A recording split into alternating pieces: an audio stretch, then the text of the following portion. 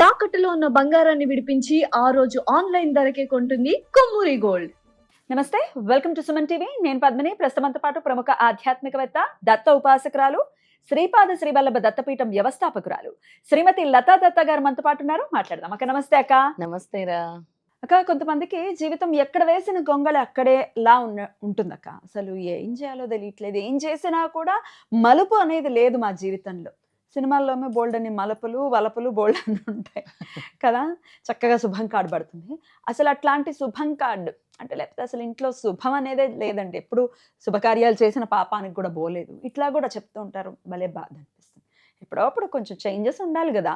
మరి దీనికి turning point ఉండాలి కదా. మలుపు అంటే టర్నింగ్ పాయింట్. ప్రతి ఒక్కరి జీవితంలో ఒక టర్నింగ్ పాయింట్ రావాలని కోరుకుంటారు.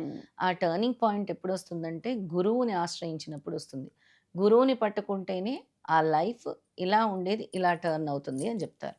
మరి ఎలా వస్తుంది ఆ టర్నింగ్ పాయింట్ అని అంటే, కలియుగంలో దత్తాత్రేయ స్వామిని ఆరాధిస్తే, ఎప్పుడైతే నువ్వు దత్తాత్రేయ స్వామిని పట్టుకుంటావో, దత్తాత్రేయ స్వామి ఆరాధన చేయటం మొదలు పెడతావో, దత్తాత్రేయ స్వామి నామం పలకటం మొదలు పెడతావో నీ నోటి వెంట, అప్పుడు నీ లైఫ్ కి ఒక టర్నింగ్ పాయింట్ అనేది వస్తుంది. అప్పటి వరకు నీ జీవితం వేరు.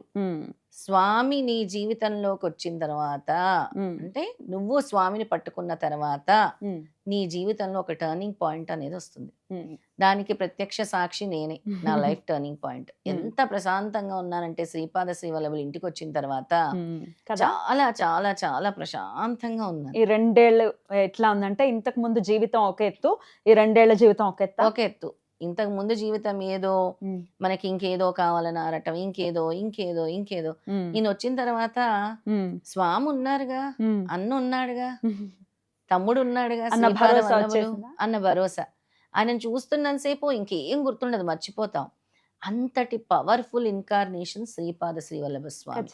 అసలు ఎవరైనా కూడా వాళ్ళ అనుభవాలు చెప్తూ ఉంటారు పద్మిని. మనతో శ్రీపాద శ్రీవల్లభులు మా జీవితంలోకి వచ్చిన తర్వాత దత్తాత్రేయ స్వామిని కానీ శ్రీపాద శ్రీవల్లభుడి గురించి ఎక్కువ చెప్తారు. వెంటనే కరుణిస్తాడు ఆయన, వెంటనే మిరాకిల్స్ చూపిస్తారు అని. కోకొల్లల మిరాకిల్స్ ఉన్నాయి శ్రీపాద వల్లభులవి. అసలు ఎన్ని మిరాకిల్స్ అంటే చెప్పలేము. ఆయన నామస్మరణ చేస్తూ ఉంటే దిగంబర దిగంబర శ్రీపాద వల్లభ దిగంబర, దిగంబర దిగంబర శ్రీపాద వల్లభ దిగంబర, దిగంబర దిగంబర అవధూత చింతన దిగంబర. ఎవరైతే ఈ దిగంబర దిగంబర శ్రీపాద వల్లభ దిగంబర అనే నామాన్ని నామజపం చేస్తారో, అతి శక్తివంతమైన నామజపం ఇది. ఊరికే మనకి స్వామి ఇవ్వాల, అతి శక్తివంతమైన నామజపం. మనందరికీ ఈ నామం ద్వారా స్వామి ఏం గుర్తు చేస్తున్నారంటే, నువ్వు భూలోకానికి వచ్చినప్పుడు ఒంటి మీద నూలిపోగు లేకుండా వస్తావు, వెళ్ళేటప్పుడు కూడా నూలిపోగు లేకుండా వస్తావు. దిగంబరుడు, దిగంబరుడు వెళ్ళిపోతావు, దిగంబరుడు వస్తే దిగంబరుడు. ఇందులో చాలా మీనింగ్ ఉంటుంది. అలాగే అంబరాన్ని అంటినవాడు ఆయన. ఆయనకి దిక్కులు ఏమీ లేవన్నమాట. అందుకే ఆయనని మనం ఎంత స్మరిస్తే అంతటి శక్తి మనకు వస్తుంది. ఆయన స్మరణ వల్ల ముఖ్యంగా మానసిక ప్రశాంతత లభిస్తుంది. ఫస్ట్ స్టెప్ ఎప్పుడైతే ఈ నామజపం చేస్తున్నామో, ఫస్ట్ స్టెప్ నీకు మైండ్కి ఒక క్లారిటీ వస్తుంది. అప్పటి వరకు నీ మైండ్ క్లారిటీ ఉండదు. ఎన్నాళ్ళలో మనం మార్పు చూడొచ్చు అక్క?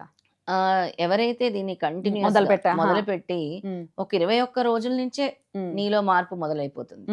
అసలు కొంతమంది తీవ్రంగా చేస్తే 3 రోజుల నుంచే మార్పు వచ్చేస్తుంది ఆయన నామస్మరణ పట్టుకుంటే.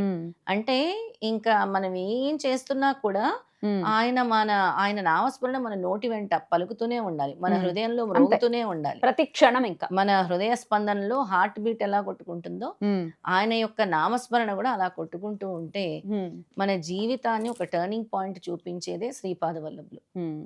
అద్భుతం. ఎవరికైతే మానసిక ప్రశాంతత లేదో, స్ట్రెస్, యాంగ్జైటీ, మాకు ఏం చేయాలో తెలియదు, స్ట్రెస్ అంటుంటారు, ఈ నామస్మరణ పట్టుకుంటే ముందు మానసిక ప్రశాంతత, తర్వాత అభిష్ట సిద్ధి, నువ్వు అనుకుంటున్న సంకల్పం నెరవేరుతుంది, తర్వాత ఆరోగ్యం, తర్వాత అమితానందం, నీకు తెలియకుండానే ఆనందం పెరుగుతూ ఉంటుంది.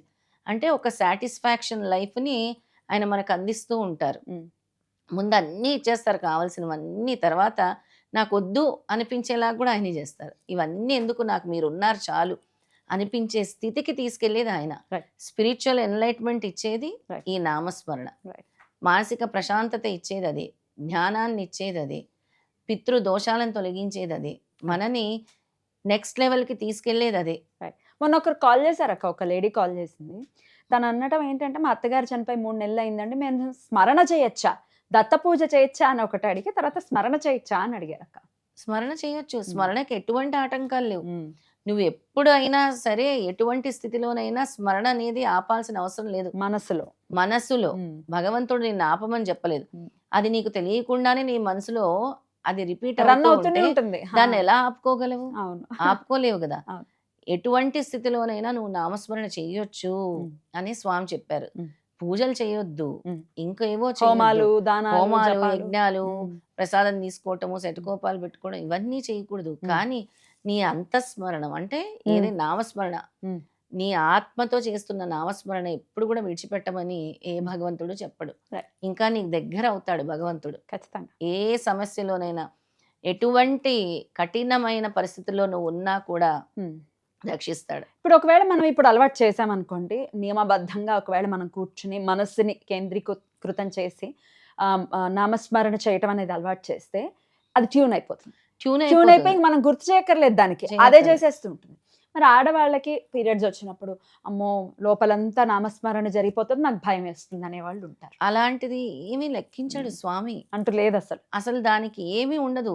ఈ నామస్మరణ నువ్వు అక్కడ కూర్చొని జపమాల పట్టుకొని జపం చేయకూడదు. కానీ నువ్వు కూర్చున్నప్పుడు నీ నోటి వెంట వస్తుందంటే అది ఆయన నీకు ఇస్తున్న అదృష్టంగా భావించాలి.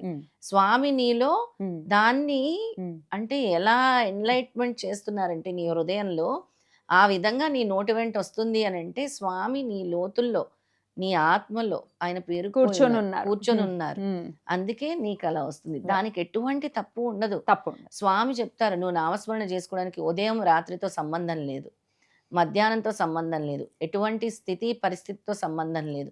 మనం చూస్తాము అవధూతలు, సిద్ధపురుషులు, వాళ్ళు ఏమి పట్టించుకోరు. వాళ్ళ స్మరణలోని, వాళ్ళ ధ్యానంలోని వాళ్ళే మునిగి తేలియాడుతూ ఉంటారు. ఖచ్చితంగా రైట్ అక్క. ఖచ్చితంగా జీవితం మలుపు తిరగాలి అని అంటే ఈ నామాన్ని పట్టుకోమని చెప్తాను. ఫస్ట్ దత్తాత్రేయ స్వామిని నువ్వు పట్టుకున్నావంటే నువ్వు మొదలు పెట్టాల్సిన మంత్రం ఇదే.